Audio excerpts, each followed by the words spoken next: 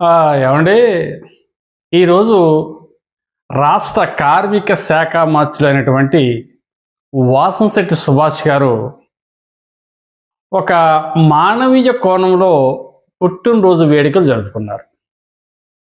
అవునండి. మీకు అర్థమైందా? మానవీయ కోణం. సాధారణంగా ఒక మంత్రి పుట్టినరోజు వేడుకలు ఎలా జరుపుకుంటాడు? మీకు ప్రత్యేకించి చెప్పనవసరం లేదు. మంత్రి దాకా ఎందుకండి? ఒక గ్రామ సర్పంచ్‌ని తీసుకుందాం. ఓ పెద్ద కేకు, తన అనుచరులు, తన పార్టీ నాయకులు, తన స్నేహితులు, బంధువులు, బాణాసంచా, మిఠాయిలు పంచిపెట్టుకోవటం, అవసరమైతే ఊరేగింపులు, రకరకాలు. ఈరోజు పుట్టినరోజుని పెద్ద ఫ్యాషన్ అయిపోయింది. భారీ ఎత్తున ఊరేగింపులు కూడా చేసుకునే సందర్భాలు ఉన్నాయి. గతంలో ఒక ఎమ్మెల్యే కోనసీమ జిల్లాలోని ఊరేగింపు చేసుకుంటే, ఎమ్మెల్యే పేరు చెప్పనా? వైసీపీ ఎమ్మెల్యే కొండేటి చిట్టిబాబు గారు. వాళ్ళ అబ్బాయి పుట్టినరోజు అనుకుంటాను. కొత్తపేటలో ట్రాఫిక్ జామ్ అయిపోయి ఒక అంబులెన్స్లో హాస్పిటల్కి వెళ్తున్న మహిళకి చాలా ఇబ్బంది జరిగింది. ఆ బిడ్డ అడ్డం తిరిగిపోయి చాలా ఇబ్బంది జరిగితే పెద్ద ఇష్యూ అయిపోయింది అప్పట్లో. వైసీపీ వచ్చిన కొత్త రోజులు అవి. సో ఆ విధంగా జరుపుకుంటారు ఈ పొలిటీషియన్స్ ఎవరైనా సరే.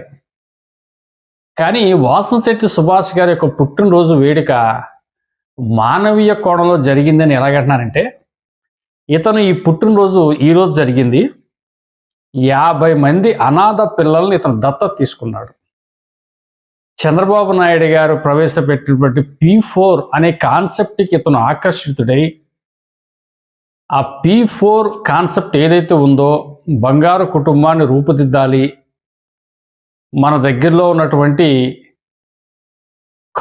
అతి దయనీయ జీవన స్థితిగతిని ఎదుర్కొంటున్నటువంటి, అటు చావలేక బ్రతకలేక రకరకాల ఇబ్బందులతో ఉన్నటువంటి కుటుంబాలని దత్తత తీసుకోమని, అవసరమైతే ఆ గ్రామంలో ఉన్న స్థితిమంతులతో మాట్లాడి వాళ్ళ ద్వారా ఈ కుటుంబానికి కావలసిన అవసరాలు తీర్చి వీళ్లను కూడా సమాజంలో ఆర్థిక ఇబ్బందులు లేని వారిగా పైకి తీసుకెళ్లాలని P4 పథకం ద్వారా చంద్రబాబు నాయుడు గారి యొక్క ఆశయం ఏదైతే ఉందో, మరి మొన్న మమ్ముడోలు నియోజకవర్గం చెయ్యేరు గున్నెపల్లిలో ఒక 5 కుటుంబాలు ఏ విధంగా అయితే అతను దత్తత చేయించుకున్నాడో ఒక ఆక్వా రైతు ద్వారా, మరి అటువంటి కార్యక్రమానికి ఆకర్షితుడై ఇతను పుట్టినరోజు వేడుకలు పురస్కరించుకుని అతను ఒక వీడియో పెట్టాడు మంత్రి గారు. ఏమనంటే, ఈరోజు నా పుట్టినరోజు